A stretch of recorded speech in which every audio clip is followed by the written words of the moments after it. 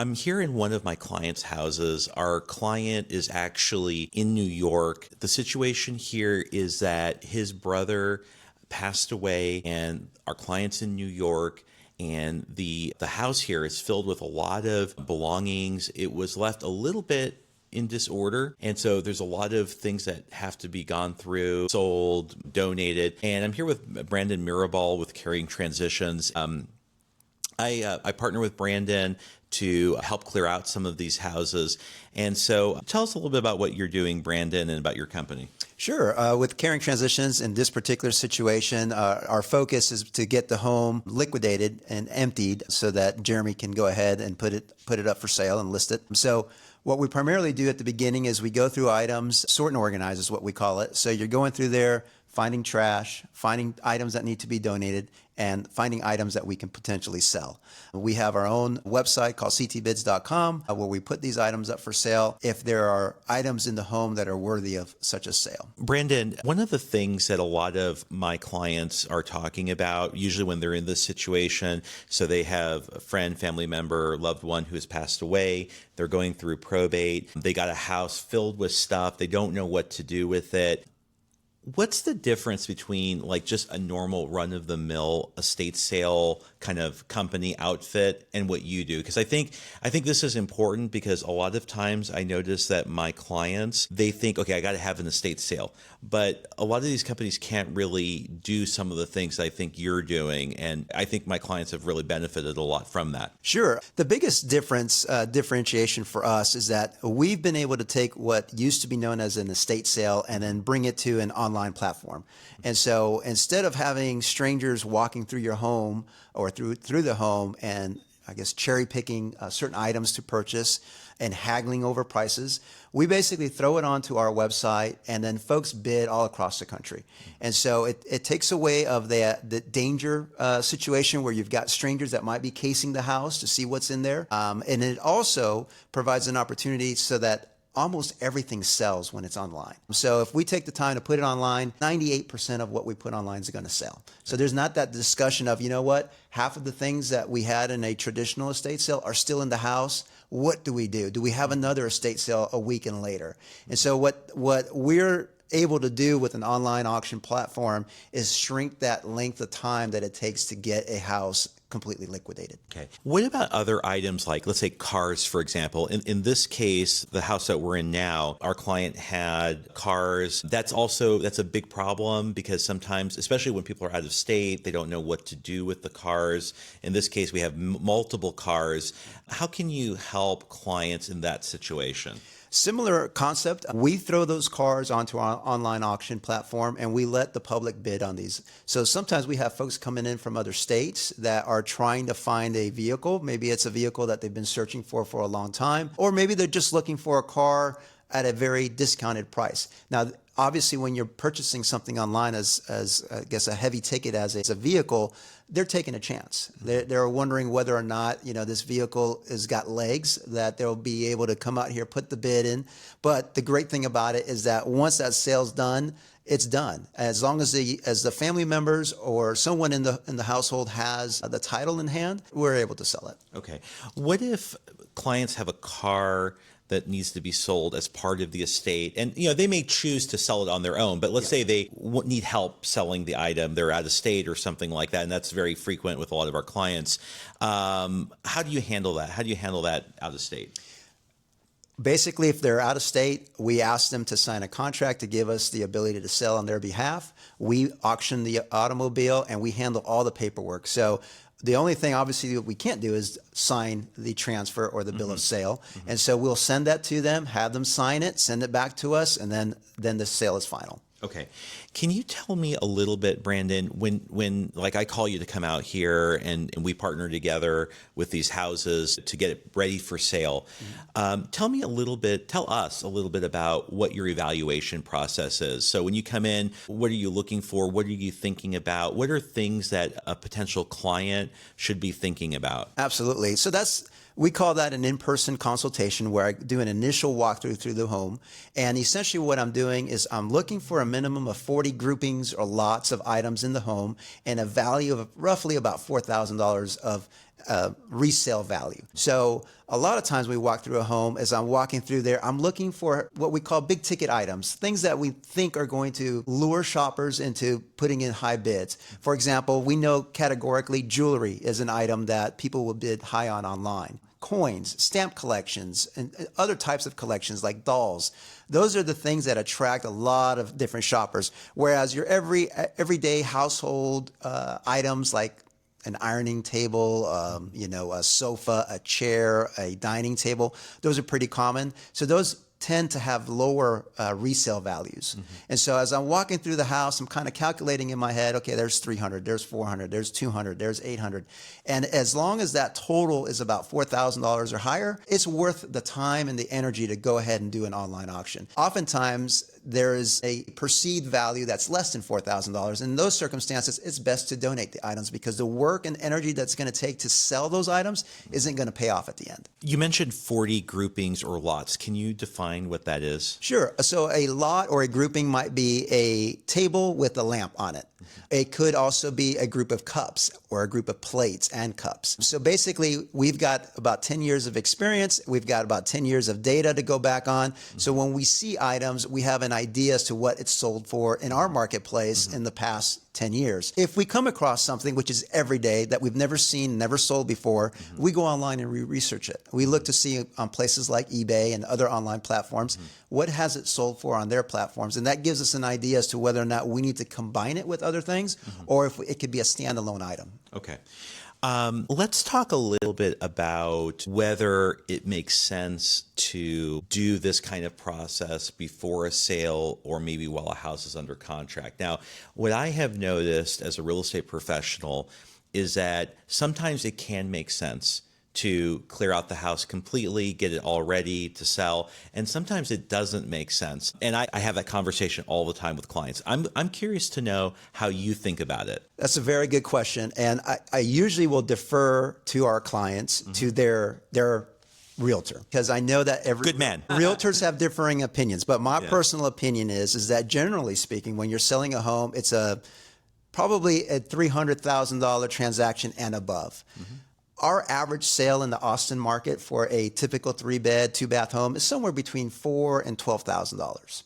Oh, for the liquidation, for what we're selling. Yeah. Okay. So in my mind, it doesn't make sense to hold up a $500,000 sale to make $4,000 to $5,000. Yeah. So usually I tell folks, hey, don't make any decisions or have any speed bumps because you're concerned about the stuff inside the house. Focus on the big ticket item, which is the house itself. And we can work around that and then deal with the contents inside the house while the transaction is going on. Because generally speaking, you have a 30-day closing period. We can get a house empty in 2 weeks. So that's my advice to folks is that work with your realtor. Find out what's going to be the best and fastest way for you to accomplish the goals that you have, and then come back to us and let us know, okay, I need these things out. What's the best way to do it?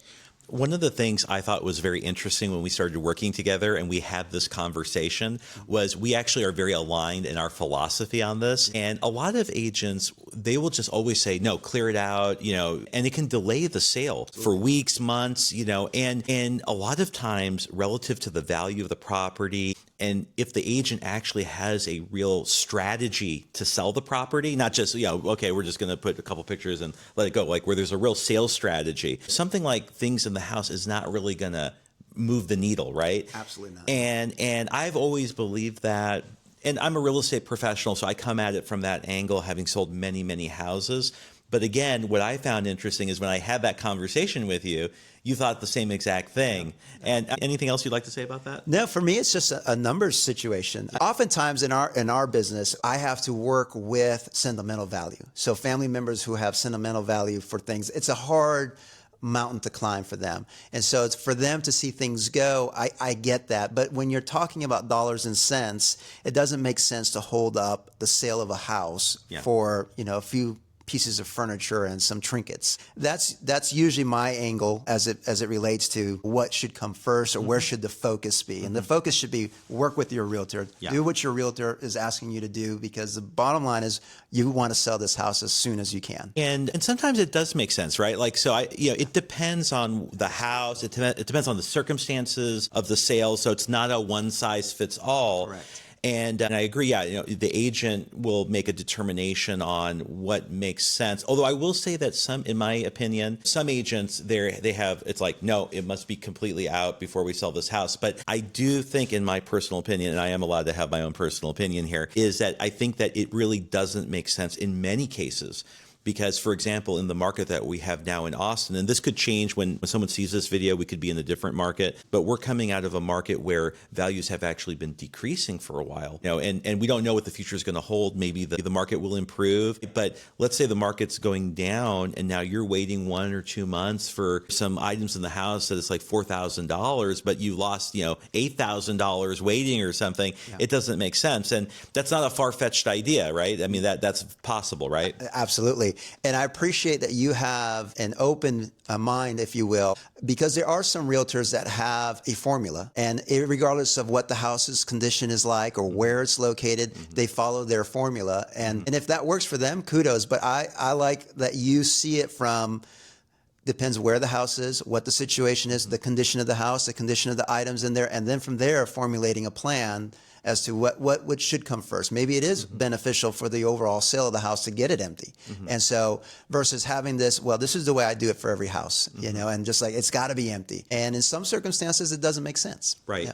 Right. Tell me a little bit about your business process. So, sometimes people may come to you directly. I know we've teamed up on several projects, but what's your process from start to finish? Kind of walk us through. I mean, we did talk a little bit about that already coming in, but just let's recap for a moment from start to finish. Also, like, what kind of contracts or agreements do you make? What can people expect with, in that regard? Yeah, absolutely. So, usually I will receive a phone call. It can be from a realtor, or it could be somebody who Googles us, basically, or it could be from an independent living community where mom and dad are moving to. So sometimes I work with the kids of those seniors. And so from that point, we have a conversation, and I always want to know, what's your why? What's the end game here? What are we trying to do? Do we need to sell the house because we're running out of money and we need to get mom and dad into a community and the sale of the house is going to afford us to do that? Or is this just mom and dad passed away? We're tired of paying the mortgage. We want to get it sold as quickly as possible. So there's all these different reasons why people are going through transition. So I try to get to the why, because that helps me formulate a plan for them. And that's one thing that I alluded to earlier, is that we don't have a cookie cutter plan for everybody. Everybody's situation is unique. And so I try to tailor a plan according to their situation. So if the idea is that most common is, Brandon, we need to get the house empty so that we can sell it. And so immediately I ask them, have you already found a realtor? Oh, yes. Okay. So, or sometimes rarer, do they come to me before they find a realtor? Usually they find a realtor and then come to me. And so then I say, okay, what's your realtor's goal? Is your realtor willing to list it? I've worked in homes where I've got a team of employees and the realtor's doing a showing through the house. Well, it's just scattered with mess everywhere, but they're aggressive. They know that they have a buyer that's interested either in that type of home or in that area, and they don't care. They're going to bring them in and they're going to show them the house. So we've had that scenario and other scenarios where it's like, we can't show it until it's just spick and span. And the deep cleaners have come in and they've cleaned every corner of that house, and they'll show it then. So depending on the circumstances, we are flexible to work with the realtor and work with the family members or the homeowners, whatever the situation may call for. Just generally speaking, because I know you can't go into great detail, but I know that people would want to know what this is like. What kind of agreements are made between you and a client of yours? So we send them what's called a scope of services agreement. And essentially what that means is that, hey, we're going to come into the home and we're going to evaluate everything that's there. And you have to have the faith in us to determine what is trash, what is donation, and what's sellable. For example, mom and dad's got a beautiful bed. We take off the sheets or the covers of the bed, and then there's stains on the mattress. The mattress might only be 6 months old. And so the son thinks that, no, you can sell that. Well, we know historically nobody's nobody's going to buy a stained mattress. So there's sometimes that disagreement about the value of something or the perceived value of something. So our contract calls for the client to have complete faith in our ability to assess what's there, to basically make that judgment call as to what needs to be sold. So they're handing over the reins a little bit to you. Exactly. Okay. When it comes to the tangible assets that are in the home, as far as furniture, household goods, and things of that nature. Because sometimes I'll get, well, I know that that's worth a lot. I get that a lot. I was like, that lamp is worth $5,000, Brandon. And I said, okay, let me do some research and we'll see. And we'll see what the market bears. Just because someone's trying to sell it for $5,000 doesn't mean that that's what somebody's willing to pay for it. Right. That sounds like real estate. Yeah, exactly. Exactly. So, and that's the neat thing about an auction is that it's all relative to who wants it. And so we do sell things that are way over their value. But there was just a heated battle for an item that somebody had to have, and they were willing to spend whatever for it. So, so that happens a lot. But as far as the contract and the agreement is concerned, that's the main thing. If there's family members in the home, we usually ask them not to be in the home while we're working, mostly because it's an emotional process. And I get this a lot. Oh, I'm tough as nails. I don't get emotional. I never cry. And as soon as they start seeing things getting thrown away, it just triggers emotions. So we just ask them not to be in the home. They can certainly come in before we start working, or after we start working, in between breaks and things of that nature, to see what the progress is like. We welcome that. But to be sitting in the home while a crew is going through these items that were very sentimental for some folks in your family, it's just not a comfortable situation to be in. So that's probably the hardest thing I think for somebody to overcome is I'm trusting a company to come in and take care of the things here responsibly. We don't just bring trash bags in here and throw everything away. We literally try to find things that we can donate. We know that there's a use for them, and we get them to the donation centers. Awesome. Is there anything that we haven't talked about that you'd want to share or that would be interesting for someone who would be listening to this? Yeah. So every home we go into, there's something that we've never seen before. And if we do an online auction, we're always surprised by an item that sells for an astronomical price. Okay, interesting. It's always what were they thinking? Okay. But why is that so expensive? And yet this other item over here that I think is awesome didn't sell for that much. So every sale has unique things. So the lesson to be learned by someone who's about to embark in this is don't throw anything away.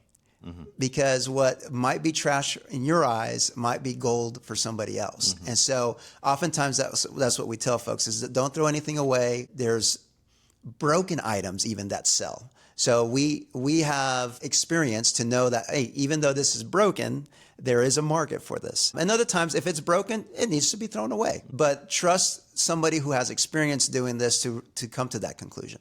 Yeah, I like that. And I think based on my experience working with you and what you've said, it sounds like, I think of my clients that are going through probate, maybe the first thing is really just to go through the house. What do you want to take from here? And that's the number one thing, right? Do you want to talk about that? Yeah, absolutely. So when we meet with our prospective clients, that's one of the questions that I ask them. Have you had a chance to go through the house? Number one. Number two, have you had a chance to let your family members know what you're thinking about doing as far as an estate sale or liquidation? And then number three, what about friends? Let everybody know, what your plan is, that you're planning to liquidate the home, you're planning to sell the home, because there may be family members that come out and say, you know what, I would love to have that. I would love to have that. And so that's the first thing that we ask them to do is to make sure that anybody who wants anything of your family members or friends of any of the items, by all means, that's number one priority. And then once you've done that and you've gone through that task, then come reach out to us and let us know, hey, you're good to go. You can go through the home and sell what you can. Now, what we often encounter is a family member that says, I want that sofa, for example. And then I always tell them, give them a deadline, because they'll tell you they want everything in the home, but until they come and pick it up, give them a deadline. If they don't pick it up, let them know after this deadline, we're going to do something with it, because we can't just be sitting waiting for you to come out here and pick it up. Yeah. So, yeah. That's good. That's good. I think one of the things that I like working with a company like yours and with yourself is that it's thinking about this in the sense of total liquidation of all items, right? So a lot of times, especially when I started working with clients that are in probate, well, we're going to do an estate sale. We're going to do an estate sale, but they're not thinking about the bigger picture. It's about the whole thing. Yeah. It's like some things can be sold, some things have to be given away. So, and then also the ability to efficiently determine what's right for each of these things. Yeah. And someone like you're doing this literally all the time. Yep. So you can run through the house, right away, right? Oh, absolutely. Yeah. I make that determination after about a 15-minute walkthrough and say, yeah, this is worth our time, or it's not, or even this is marginal. This is because sometimes it's not black and white. It's like right on the cusp. It's like, it might be worth the time. It might not be. But absolutely, that's super important. One of the things I've noticed with clients is that they know they're going to sell the house. So let's say that they've gone through the probate proceedings, they've received their letters of testamentary or letters of administration. They know in their mind they're going to sell the house. Mm-hmm. But then there's the things in the house, and it is an overwhelming feeling for most people. And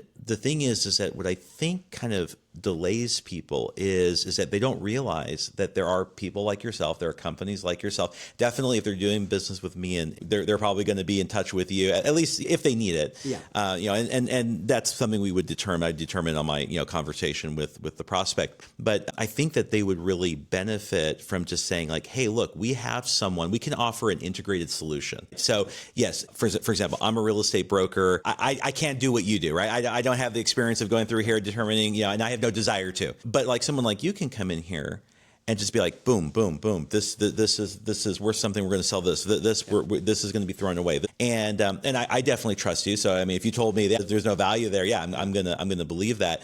But I think if people knew that, they could move faster in their process. And it's not because I want to sell the house as fast as possible because I want to sell it just quickly. And the state is going through this process, and eventually it has to be closed out. There may be beneficiaries that are waiting for the estate to close out. It's also very stressful to have an estate open for a long period of time, right?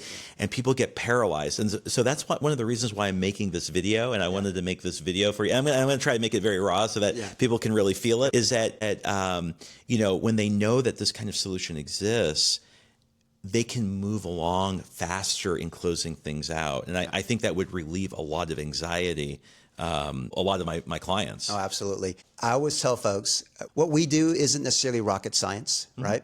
But I guarantee you we're going to save you time. Oh, yeah. And we're going to reduce your stress. That's the beauty about hiring us to do this. And the number one thing I hear as feedback from folks, I can't believe how quickly you guys got through this. And I can vouch for that. I mean, all of our clients will say, I spent a weekend in this one room alone, and you finished it in a couple of hours. Yeah. And it's just because we have experience, and we've got the knowledge base to go into a room and say, 98% of the things we've seen before. Oh, there's 2 things that we've never seen before. Mm-hmm. We know how to research it. We know how to find that kind of information online, and we know how to deal with it once we find the information.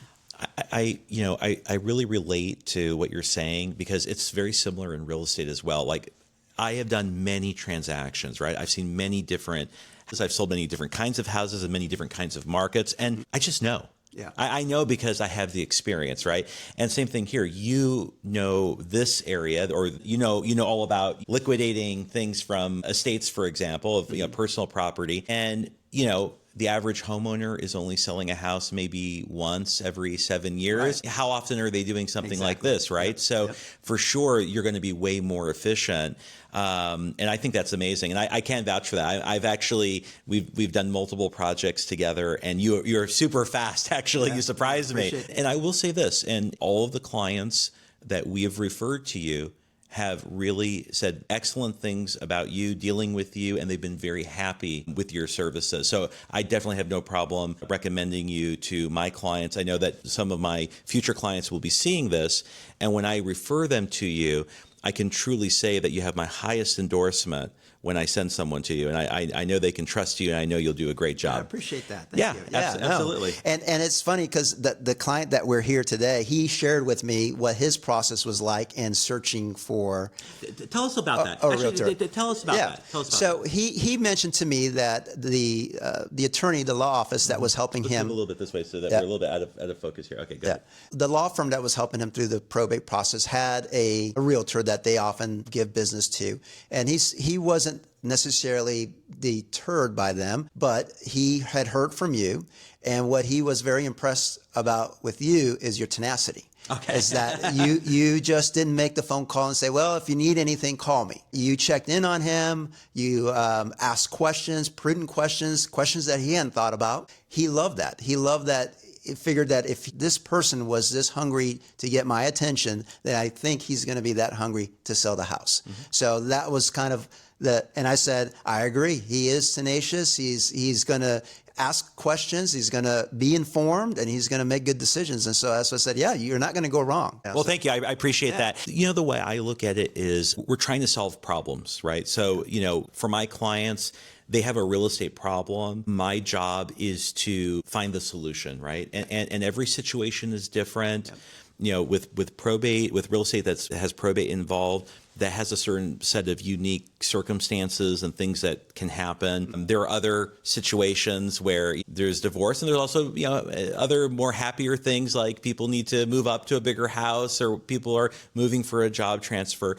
But in every case, there's a problem that we're trying to solve. Sure. And so I think as a real estate broker myself, my job is not to be an expert in every area. I have expertise in a very narrow focus, and I just try to stay in my lane. But when I find people that can, that are, have expertise in certain areas that we need to bring in to help make that solution possible, right? Yep. But I want to latch onto those people. I want to do business with those people. I want to bring those people and connect them with my clients, right?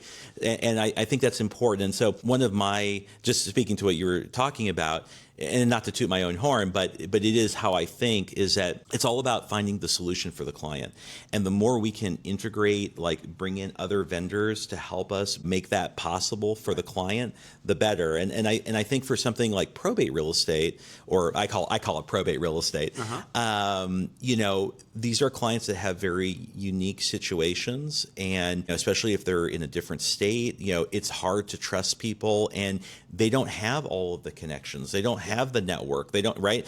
And so if we can provide that for them, then we're doing them a massive service, and we can get the job done for them. Anything before we kind of shut this down and move on? Anything else you want to share? Anything you want to talk about? Well, don't be frightened, but you are a leader. Oh, okay. Thank you. That's what leaders do. They bring in different perspectives, expertises that, like you said, everyone's got their areas that they feel comfortable in and that they excel in. Mm-hmm. And it's rare that you find somebody who is a jack of every trade. Mm-hmm. And they're usually not good in all of those things. Exactly. And so that's what you're doing, and that's the service that you're providing for folks that are in a situation that they are probably going to experience once in their lives, or maybe a couple of times in their lives. And so to have that comfort in knowing that somebody's got my back, and they may not be the expert to deal with this situation, but they know how to find that expert. Yeah.